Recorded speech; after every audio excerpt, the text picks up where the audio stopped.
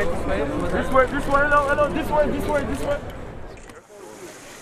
name is Johannes Stjerne Nilsson. I'm co-director of Sound of Noise.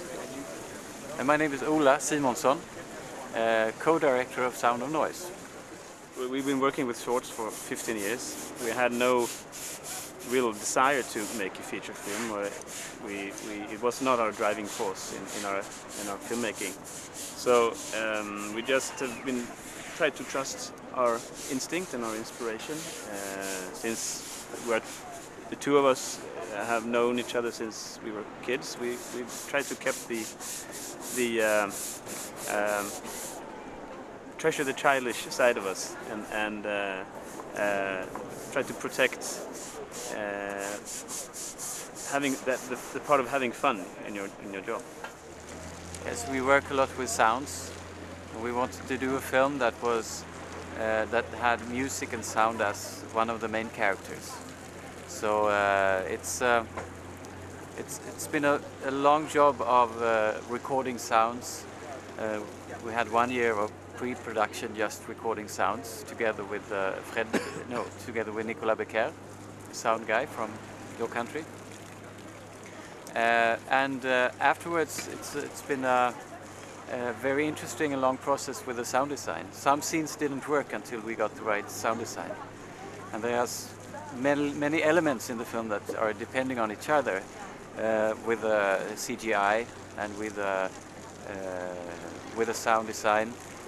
So it was just some months ago that every piece fell into place and we could finally get the vision we've had in our heads for 4 years. We've been talking about it for a long time, and maybe they were a little scared for the acting, but we said that it's fine, you're good, and they are.